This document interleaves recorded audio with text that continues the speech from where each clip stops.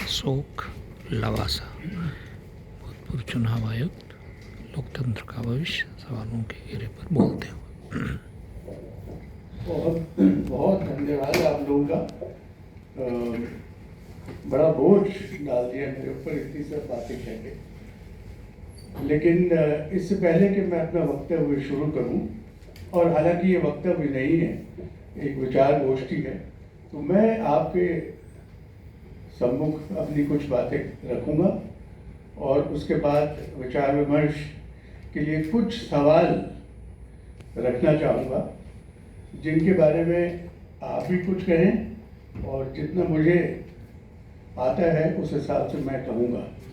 लेकिन अध्यक्ष महोदय, प्रमोद शाह जी, नौलखा जी, आपने मुझे यहाँ बुलाया, इसके लिए सबसे पहले आपका बहुत बहुत आभार।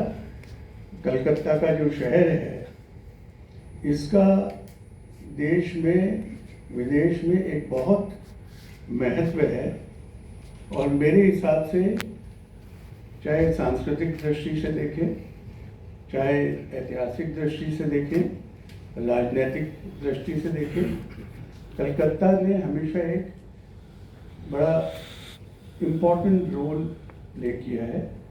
आपको पता ही है कि भारत की राजधानी यहाँ थी पहले, और व्यक्तिगत रूप से मेरे पिताजी ने यहाँ कलकत्ता में बजबज एक जगह है, वहाँ पर जब देश आज़ाद हुआ था तब उनकी पोस्टिंग हुई थी।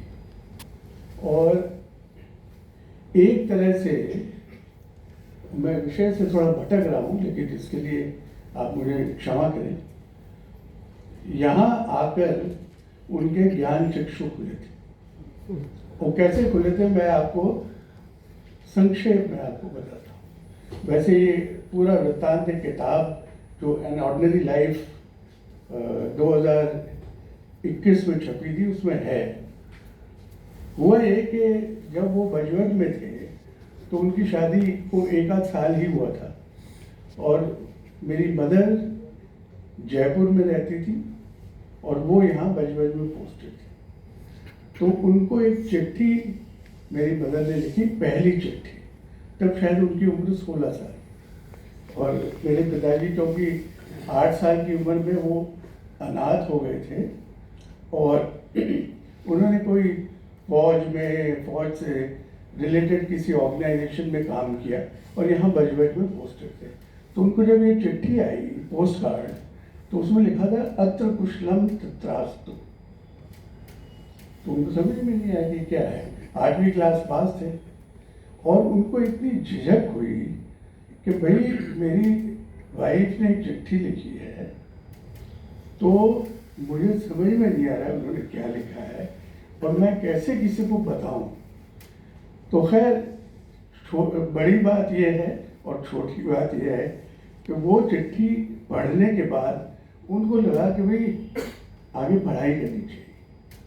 तो फिर उन्होंने मैट्रिक में प्राइवेट दाखिला लिया वगैरह वगैरह, और जब वो जयपुर वहाँ पहुँचे तो फिर मदर ने उनको बताया कि इसका मतलब मैं कुशल हूँ और उम्मीद करती हूँ कि आप भी कुशल होंगे।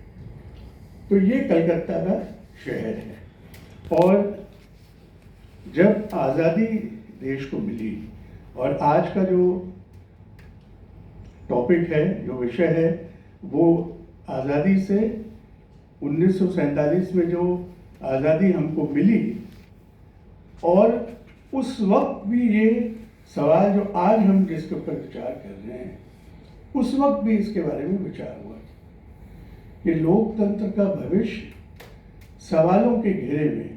उस वक्त हिंदुस्तान के परिप्रेक्ष्य में बात हिंदुस्तान में होती थी, आज दुनिया के परिप्रेक्ष्य में ये बात होती है। और इसलिए मैं अपनी बात कहते हुए 2 चीज़ों की तरफ आपका ध्यान दिलाऊंगा।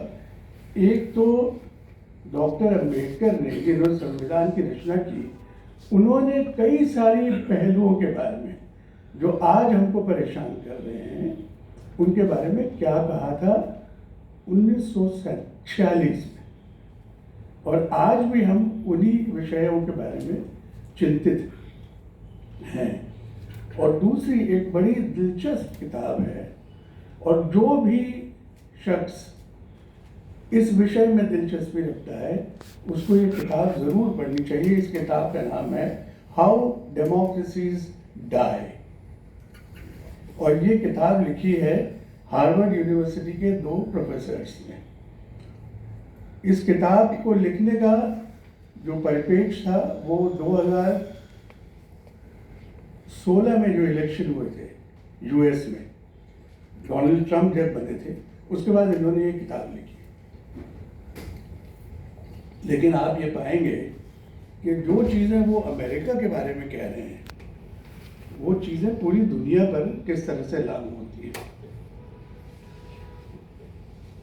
तो सबसे पहली बात यह है कि ये जो सवाल हम पूछ रहे हैं तो ये हम क्यों पूछ रहे हैं, और ये हम हिंदुस्तान के लिए पूछ रहे हैं या पूरी दुनिया के लिए पूछ रहे हैं। और दूसरी चीज़ ये है कि अगर आप और मेरे दिमाग में ये विषय आया है कि लोकतंत्र का भविष्य सवालों के घेरे में, तो इसमें कुछ तथ्य हैं या नहीं, या हमारा भ्रम है, हमारा भय है, किस चीज़ की वजह से हम इस विषय के बारे में बात करनी चाहते हैं। और मैं कभी कभी ये भी सोचता हूँ कि जैसे चाइना है, वहाँ पर लोकतंत्र नहीं है, तो क्या वहाँ पे इस तरह की गोष्ठी होती है कि उनका जो कम्युनिज्म है उसका भविष्य सवालों के घेरे में है, या नॉर्थ कोरिया में इस किस्म की बात होती है, या कोई और मोनार्कीज है वहाँ पर ये बात होती है कि भाई मोनार्की का भविष्य क्या है, उस पर कोई संकट छाया हुआ है।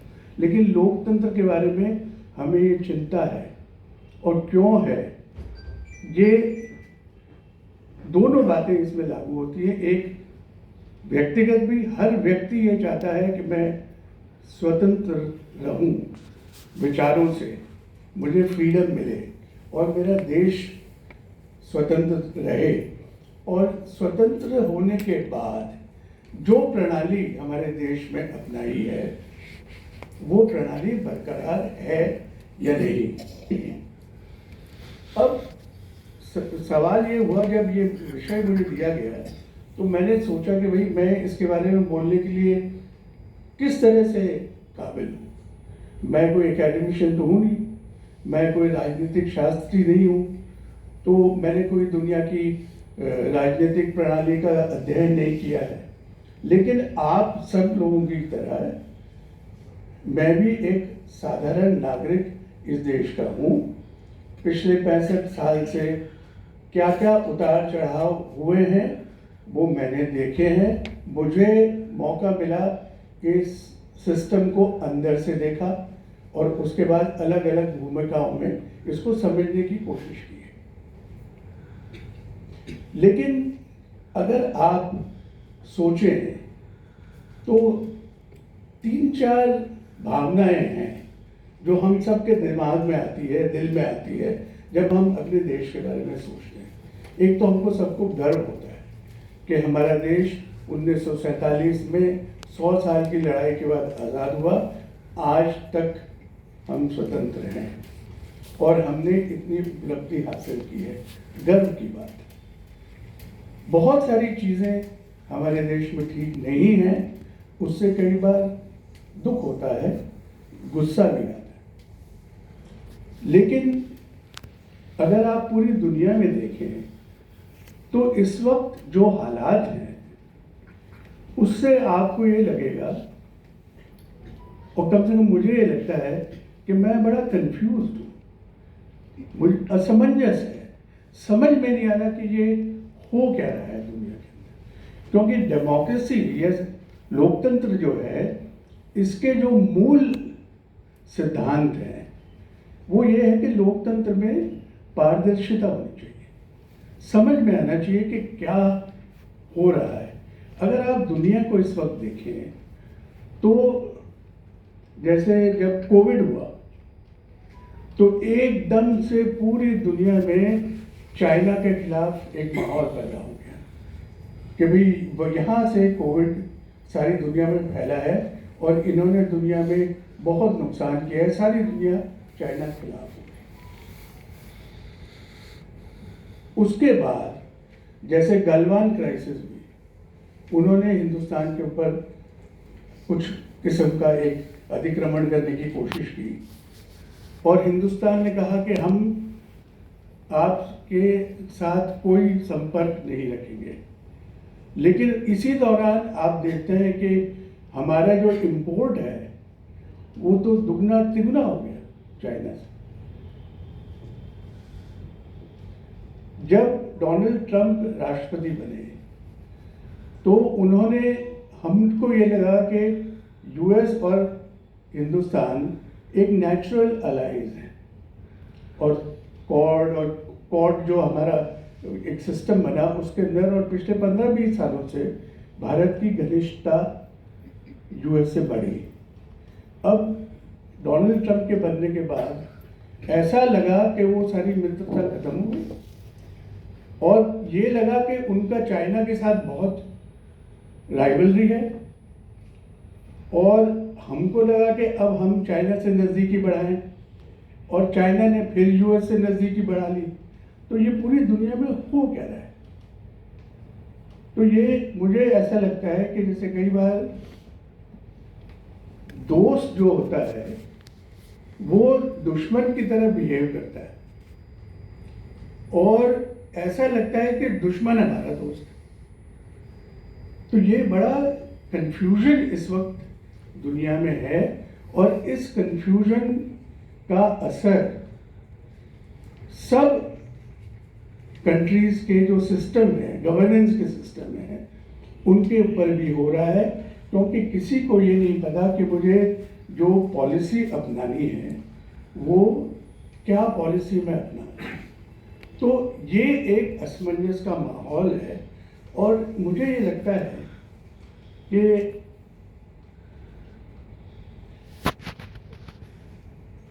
1916 के आसपास जब आयरिश रेवोल्यूशन चल रहा था तो एक वहाँ के कवि थे विलियम बटलर येट्स, उन्होंने एक कविता लिखी थी उन दिनों। तो उसमें 2-3 पंक्ति ऐसी है जिससे आज का ये जो वातावरण है वो उसमें झलकता है। उन्होंने लिखा, things fall apart, the centre cannot hold, mere anarchy is loosed upon the world। और इसमें आगे जो 2 लाइन है ये बहुत ही तवज्जो लायक। The best lack all conviction and the worst are full of passionate intensity। तो इस वक्त जो माहौल है वो एक अविश्वास का माहौल है और इस अविश्वास के माहौल में सरकारों की जो साख है